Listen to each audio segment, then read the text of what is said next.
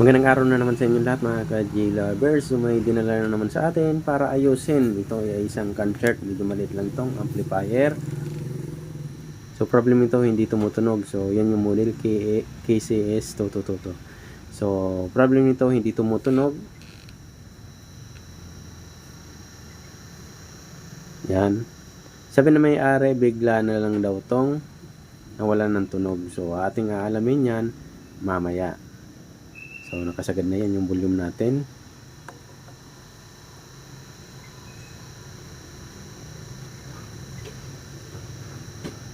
So wala talaga siya mga ka-J lovers.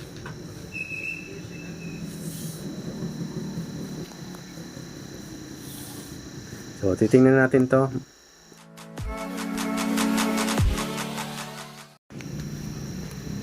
Bali nung pagbukas natin, ito yung nakita natin mga ka-J lovers. Medyo maliit lang yung board. So dati nakaayos na ako nito ng ganitong amplifier. So una ko munang gagawin dito ay i-check natin yung supply. So yan, power on natin. So check tayo dito sa may fuse.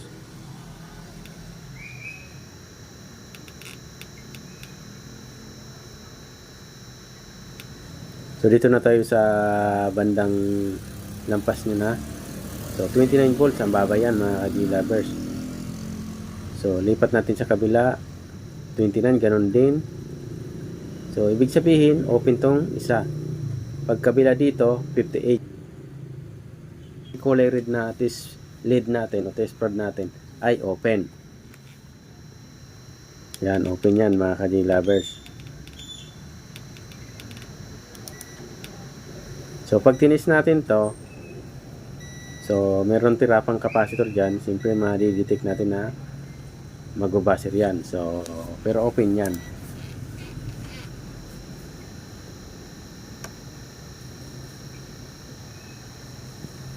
Yan. So open, diba? So may tira lang yung capacitor, kaya na-detect natin pag tinister natin sa continuity.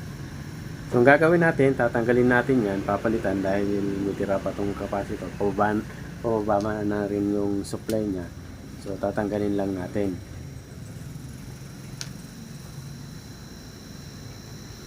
So meron pa talagang tira siya.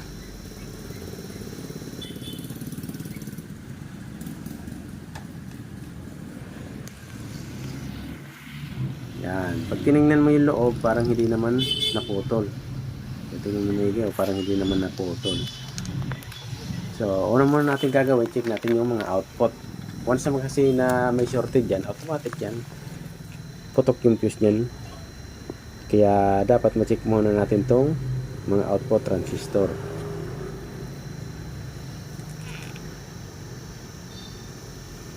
So bali, tinanggal ko muna dito yung fuse, pero hindi natin yung ipa-power on ha. Kasi titingnan muna natin yung mga output. Kasi pag may problema yung output, yung linagay natin na fuse, puputok din yan. So automatic yan. Kahit isang track niya ilagay mo dyan na fuse, kung may problema siyang output o may shorted na output, automatic lagi puputok yan.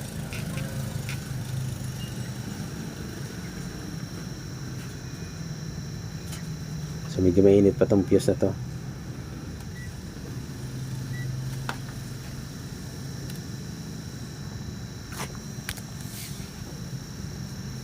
So okay, medyo mainit-init pa yung fuse ha. So test natin na actual. Wala talaga siya open, diba? So kanina natitest natin na good kasi may tira pa yung capacitor. Pero pag tinis mo na may supply, doon mo malalaman na open pala siya. So or itanggal mo yung fuse talaga mismo. Actual na nakatanggal. So dito, i-check tayo ng output. Alamin natin kung may shorted ba sa output.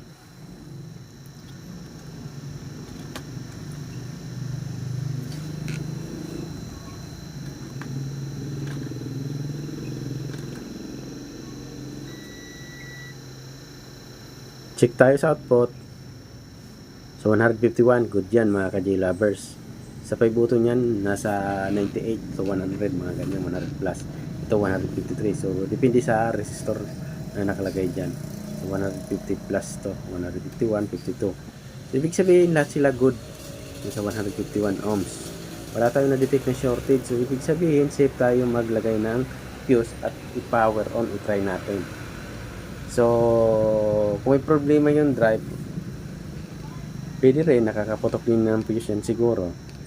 So try pa rin natin, lagyan natin ng fuse tapos testingin natin.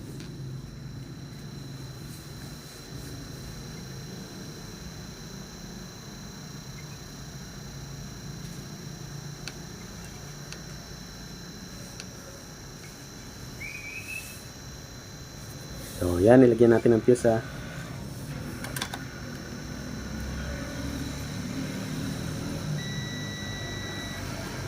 Okay. Ito, good naman talaga to dati. So dahil wala tayong nakitang short read dun sa output, pwede natin itong i-try muna. Testingin natin kung tutunog ba siya.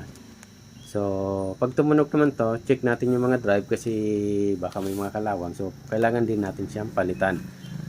So try nga natin. So plug in lang natin to, tapos testingin natin kung tutunog ba siya.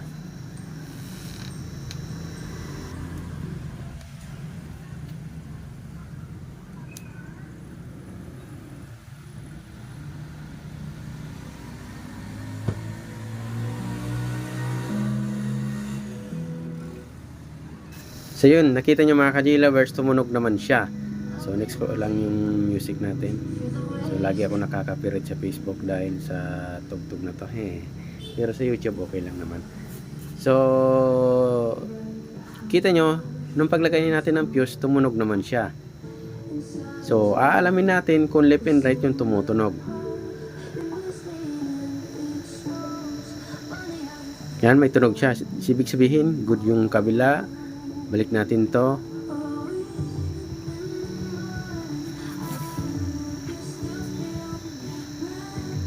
Tumunog din yung kabila. Kaya lang ang problema, napansin ko medyo mahina yung kabila. So ibig sabihin may problema din ng konti. So ang gagawin natin, sisilipin natin yung drive nito, baka may mga kinalawang. So ito, titingnan natin. So, kita nyo naman yung isang side ay medyo mahina yung tunog. Yung isa ay malakas. Nung tinignan ko, yung ibang parts wala naman kalawang. Yan, wala naman. Pero may napansin ako dito na may kalawang talaga. Tulad niya ng isa. Oh.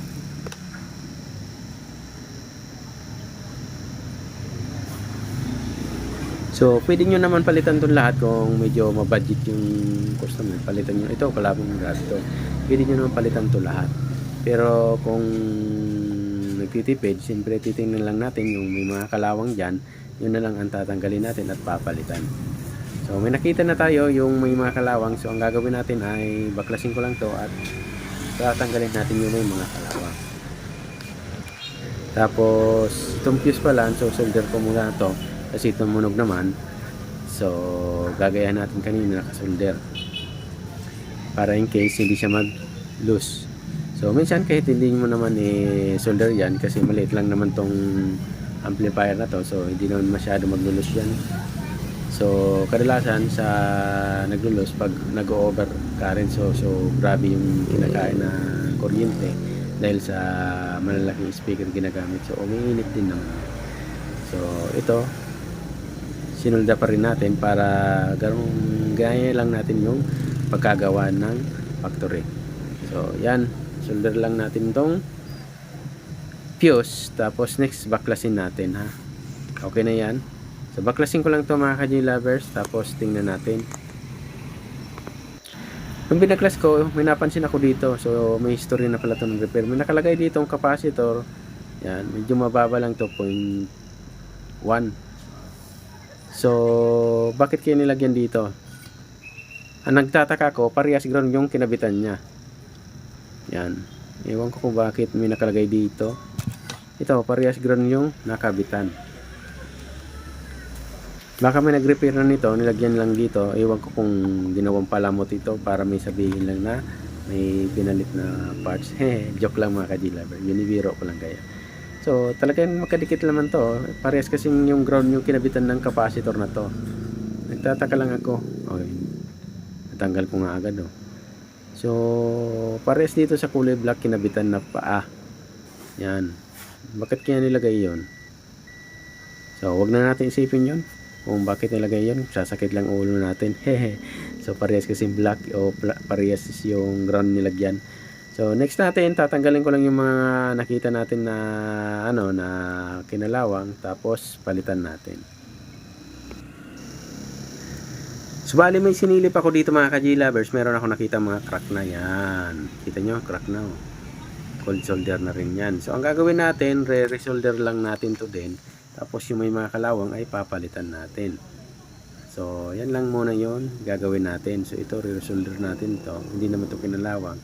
Crack lang. So, may bitak yung pagkasolda. So, sa katagalang siguro nito. So, next natin, yung mga nakita ko dito na may kinalawang, yun na rin yung tatanggalin natin. So, wag yung pabayaan kasi hindi yan palitan. Kasi, minsan, yan din yung ulit na masisira. So, babalik na naman ulit yan. Kaya, mas mabuti pan palitan nyo na lang. Or, pwede naman lahat yung palitan para sigurado talaga kayo pag mayroong budget yung customer. So, minsan, sinasabihan ko palitan na lang lahat kasi pag may kunti ng kalawan, minsan nadadamay-damay na rin. So, ito, tatanggalin lang natin yung yung may kalawang kasi yung customer umalis, baka mag-ulit kung lahat ko to papalitan. So, yun, kita nyo may kalawang. So, alisin ko lang yung may mga kalawang na transistor. Tirahin natin yung walang kalawang. So, sa resistor, walang problema kasi nung tinignan ko, brinas ko, wala naman siyang kinalawang sa resistor. So, isa-isahin ko lang yung tanggalin. So, habang tinatanggal ko to, pa-promote muna ng channel ko, mga ka-G-lovers. Kung bago pala kayo sa ating channel, please subscribe naman dyan. Ayun, pahit na notification bell para updated kayo sa bawat ina-upload ko na video. Pahit na rin na like button kung nagustuhan nyo. Kung sa FB page ito napapanood, pa-like, pa-follow, and pa-share na rin ang video na to. So, mukhang 5 dito yung tinanggal ko na may kalawang, mga ka-G-lovers.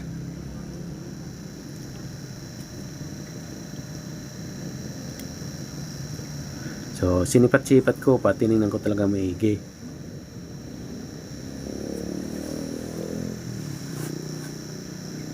Yan. May konti siyang kalawang sa paa. So, obligado na rin kasi tanggalin niya. So, kahit long nakita natin na fuse lang yung sira, yung paglagay natin ng fuse, tumunog na. O, kung tutuusin, pwede na rin yun. So, kasi tumunog na, pwede na natin ibigay sa customer. Kaya lang, ang problema, napansin ko, medyo mahina yung kabila. Baka dito yan sa kinalawang ng drive o pre-drive transistor. Kaya ang ginawa natin, ito, papalitan natin, tinanggal natin yung mga kalawang at papalitan natin.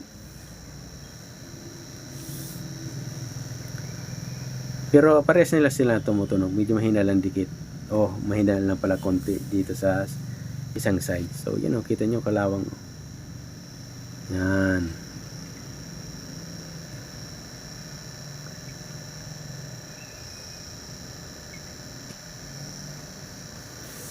So, medyo maliit lang yung board na to, mga ka-J-lover. So, madali lang na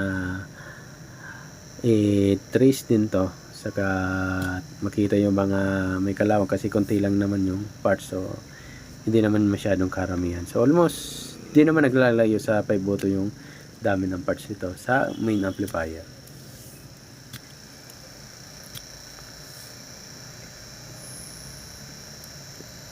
So, linisan ko lang to para maglagay tayo ng bagong parts.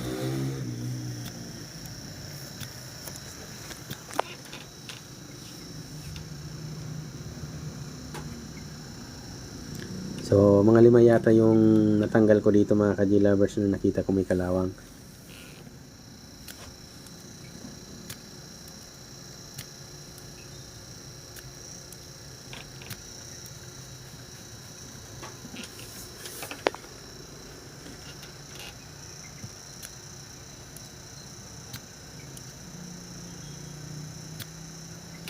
Okay? So, pag na na natin to, kuha tayo ng pampalit. So, same lang rin naman ng ordinary amplifier to. So, ang gamit na pre-drive ay 551 at 5401.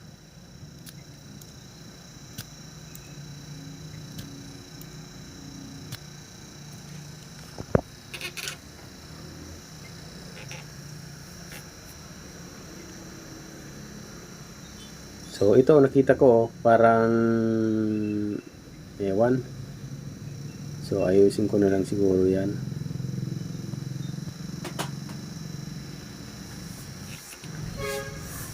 So ito, kumuha na ako ng pampalit mga ka-G-Lover. So pinost ko yung camera natin kanina.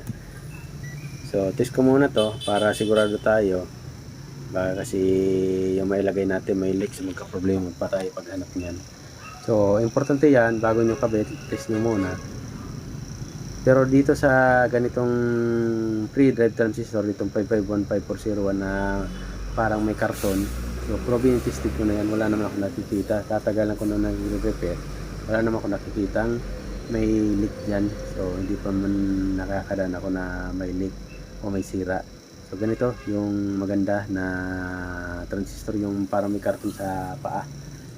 So magandang klase yan sa 5515401. So, proben ko na yan mga ka-G-Lovers.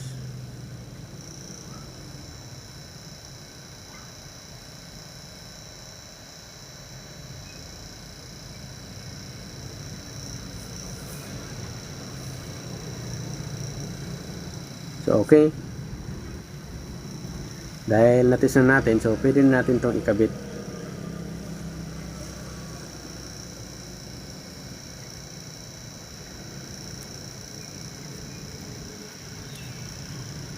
So, kabit na lang natin to. So, isa-isa lang natin to ikabit mga ka-G-Lovers.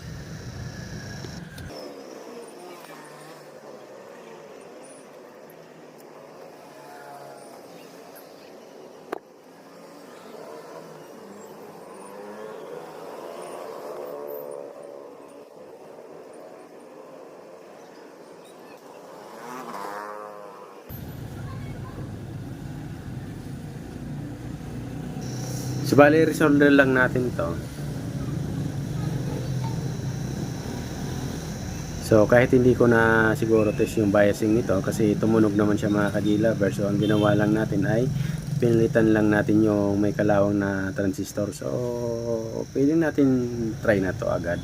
So, kung gusto niyo magsigurado, pwede pa rin kayo mag-test ng voltage biasing. Malay nyo, nagkabaliktad o mali yun na ikabit yung transistor, so magkakaproblema. Kaya pwede nyo rin try mag-voltage agad o mag-test ulit ng voltage biasing.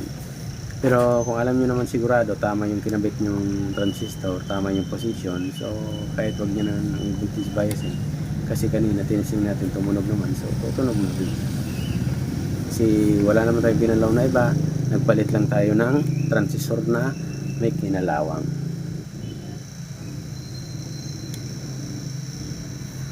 So, okay na siguro to. Linisin ko lang yan. Tapos, kabit ko yung, yung mga connection nito para makapag-testing na rin tayo.